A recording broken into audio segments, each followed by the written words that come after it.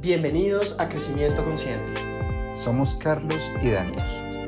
Bienvenidos de vuelta a otro episodio de Crecimiento Consciente y esta vez uno de mis temas favoritos, que es deporte y rendimiento. Después de un merecido interludio de una semana. Una semanilla de pausa.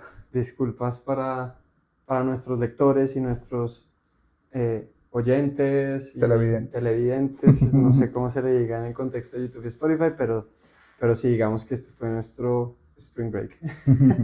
Así es. Pero volvemos con toda y esta semana vamos otra vez con 3 entradas, algo que no ocurría desde por allá de enero, que fue la última vez que escribimos una entrada de bono sobre la herencia de Prometeo, si mal no estoy, sobre este sistema epistemológico.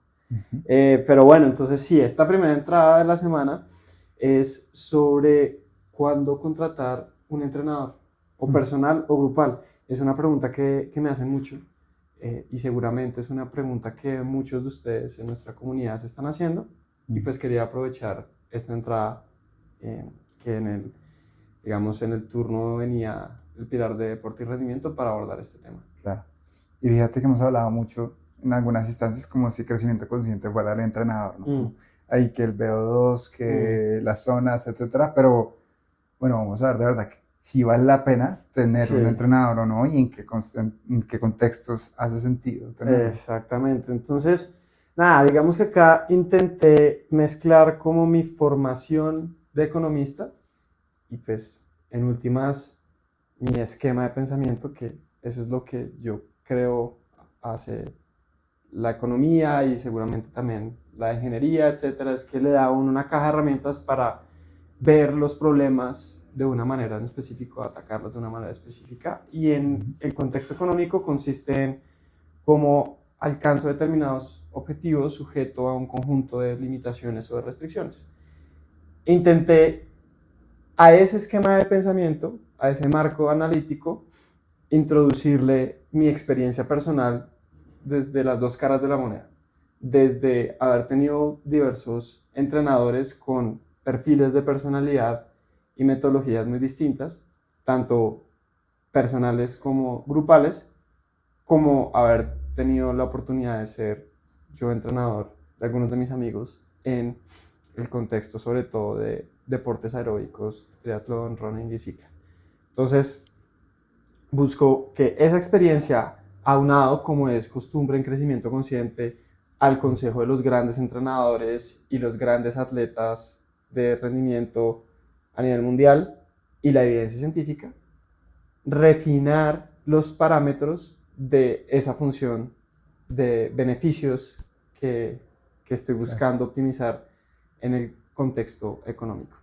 Esa es la aproximación.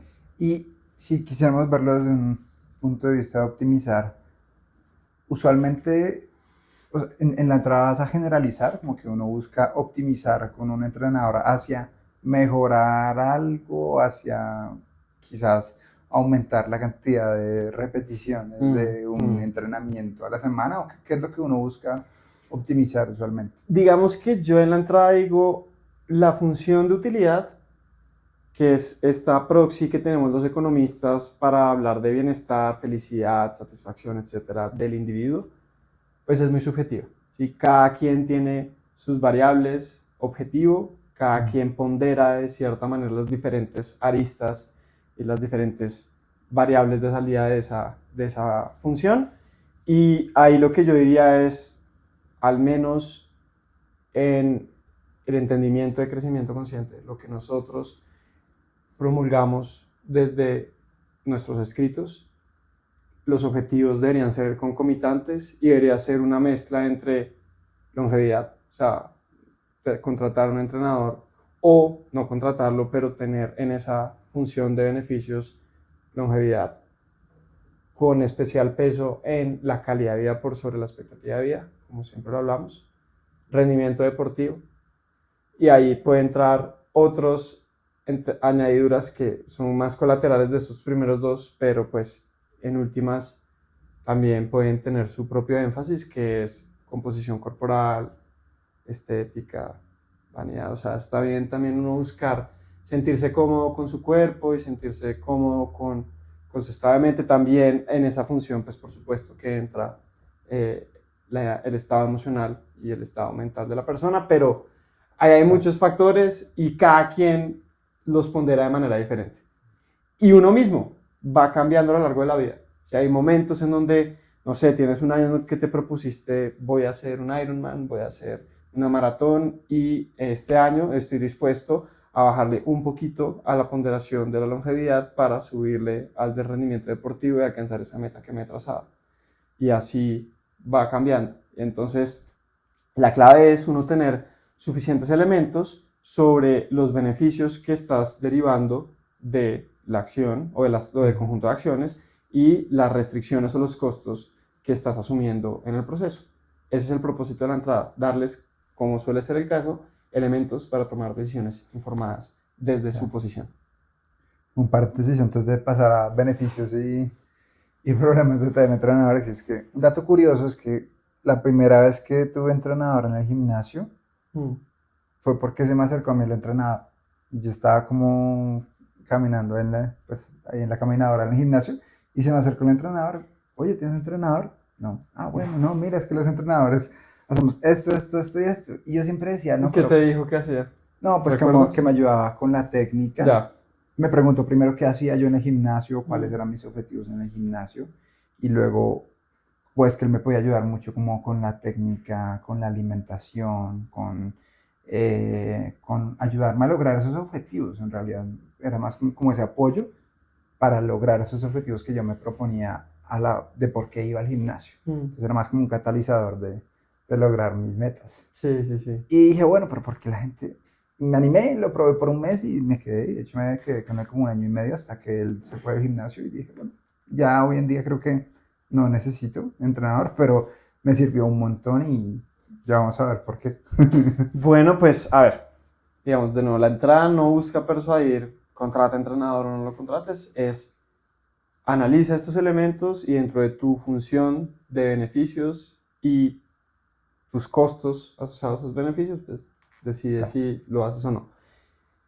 Para ser sucinto, para mí, desde mi experiencia personal en las dos caras de la moneda, el mayor beneficio de contratar un entrenador personal o grupal, y ahí digamos que meto también inscribirse en un equipo del deporte de tu preferencia, es el compromiso.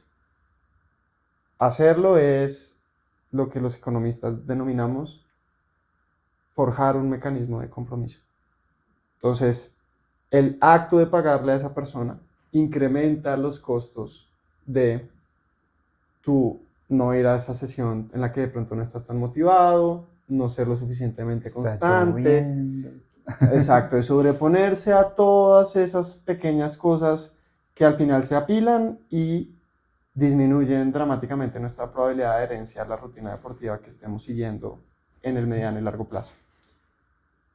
Y no solo es el costo pecuniario, también es el costo no pecuniario, o sea, la sola presión social, el saber que hay una persona que se levantó o que se tomó el trabajo de ir a determinado sitio para acompañarte o te elaboró un plan y está pensando en ti, etcétera. Eso también incrementa la probabilidad, vía motivación extrínseca que llama la literatura, de que te adhieras a tu rutina y que generes el hábito, que es lo más importante en materia de entrenamiento, bien sea si el propósito es salud y longevidad o si el propósito es rendimiento. La clave, y lo hemos visto en muchas de nuestras entradas, es acumular trabajo en el tiempo. Es la constancia, es la frecuencia. ¿Sí? Al margen de si es en zona 5, zona 4, zona 1, lo que sea, la clave es que puedas hacerlo. Y nada mejor que tener un mecanismo de compromiso que nos permita atarnos las manos para ese fin. Por supuesto que hay personas que tienen más motivación intrínseca que otras. Yo en lo personal me di cuenta relativamente rápido que no necesitaba un entrenador para tener un motivador o motivación lo suficientemente grande para tener mi rutina. Seguramente sí me ayudó en los primeros años de práctica deportiva a interiorizar el hábito, a desarrollarlo y ya después todo se facilita, pero Pero sí, ese es de lejos, a mi juicio, y en esto lo comparten grandes entrenadores a nivel mundial, sobre todo en deportes de resistencia como correr y triatlón y demás. El principal beneficio es el mecanismo de compromiso. Y por supuesto que hay otros que contribuyen en la misma dirección a este gran propósito si el entrenador es bueno, de desarrollar el hábito y asegurar la continuidad, que es trabajar en la técnica y por ende minimizar el riesgo de lesiones, es tener un plan que llaman periodización para asegurar un óptimo manejo de las cargas y evitar lesiones y optimizar el rendimiento y tener planes de carrera que te permitan completar tus metas y nutrición deportiva, etcétera, etcétera. Todo, digamos, el listado de argumentos cliché, si se quiere, en favor de un entrenador y que seguramente te dirán en el gimnasio, te dirán en el centro deportivo, etcétera. Pero todos esos son opacados en comparación, a mi juicio, del mecanismo de compromiso. Claro. Y si tú sientes que eres una persona que no tiene dificultad para comprometerse y desarrollar el hábito, lo puedes hacer por cuenta propia, de pronto en ese lado de la ecuación de los beneficios de contratar al entrenador, pues van a caer sustancialmente el resultado. Sí, par comentarios ahí. Uno, es muy importante también, pues, quién escoge tu entrenador, ¿no? Y sobre todo en deportes donde la técnica es clave, pues tienes que estar con alguien que sepa enseñar, que sepa evaluar tu técnica, porque creo que hay que tener mucho cuidado también de no dejarse guiar por gente que no sepa, ¿no? Y hoy en día que es tan fácil ver si alguien de verdad tiene una certificación, un diplomado, etcétera, vale la pena tener a alguien que de verdad sepa y que no solo diga, voy a ser tu entrenador y ya. De hecho, ahora que lo mencionas, creo haber leído hace un par de semanas una noticia que aquí en Colombia al menos, cualquier entrenador deportivo de ahora en adelante necesita tener una certificación para poder prestar el servicio. Claro. Entonces es importante que nos apeguemos a los estándares cuando, de acuerdo, o sea, un entrenador tiene una gran responsabilidad, una gran carga de responsabilidad, porque pues la salud de tus pupilos, de tus mentores, de tus pupilos, de tus aprendices está en tus manos. 100%. ¿Sí? Entonces, fundamental, y eso me sirve muy buen puente para hablar de los costos. El segundo paréntesis que quería hacer chiquito es, vale la pena de pronto después evaluar una entrada de esas motivaciones como financieras. Por ejemplo, en Software as a Service, que es donde tengo más experiencia, muchas veces la recomendación es quite el plan gratuito, porque es que la gente no tiene la motivación. Ponga un plan de entrada bajito, pero que la gente pague.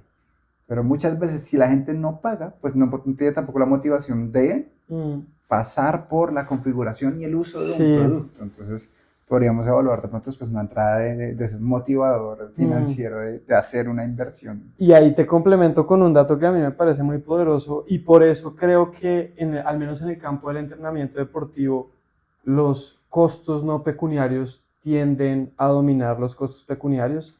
Es el caso de los, que creo que ya le hemos hablado en alguna otra entrada, el caso de los gimnasios en Estados Unidos, que el 73% de las personas que a inicio de año pagan una membresía anual nunca van al gimnasio. No. O sea, literal, la inversión incurrió en el costo hundido de pagar todo un año de gimnasio anticipado y ni siquiera así encontraron la suficiente motivación extrínseca para hacer deporte. Entonces, pues, vale la pena ir más a fondo en eso, pero desde mi experiencia personal, la clave pasa también por tu sensibilidad a ese, digamos, aspecto de presión social. Claro. Ahora sí, entonces saltemos a... No, y muy rápidamente los costos, porque pues lo demás se los dejamos para que lo lean en la entrada. Va al corazón de lo que dijiste en tu primer comentario sobre saber elegir el entrenador, porque creo que el principal costo o problema, más allá de nuevo del financiero, asociado con tener un entrenador, es que si no es un buen entrenador, y acá les va el tip de cómo, a mi juicio, identificar que es un buen entrenador, va a sucumbir ante el sistema de incentivos perversos alrededor de esa profesión, si se quiere.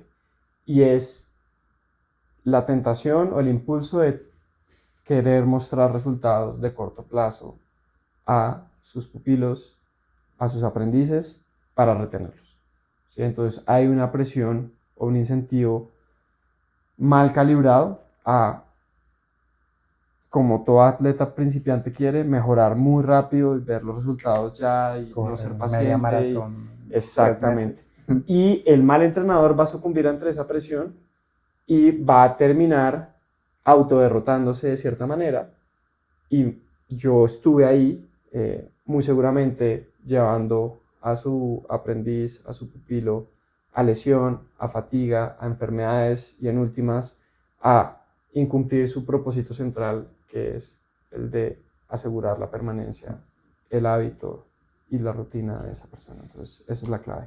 Y recordar, y lo hemos hablado en algunas entradas que hemos hablado de hábitos, que el gran problema de la lesión es que te frena por completo de ejecutar el hábito y no hay nada, o sea, una de las cosas que más impacta la capacidad de ejecución de un hábito es no poder hacerlo, no poder repetirlo cuando quieres. Está esta regla de oro de, que creo que pues, también la hemos dicho en múltiples entradas, pero para afianzar un hábito, la clave está en que no lo falles de manera consecutiva 2 veces, al menos 2, o sea, tienes derecho a romper tu hábito una vez, pero no lo vuelvas a romper inmediatamente después de haberlo roto. Y por supuesto que la lesión, pues por antonomasia es romper el hábito de una manera muy estructural. Entonces, sin duda, ese es para mí el más grande, y cómo identificar un buen entrenador que se haya sobrepuesto a esa presión, pues es uno que te habla con sinceridad y te dice, este es un proceso de años, es un juego de largo plazo, no es un juego de semanas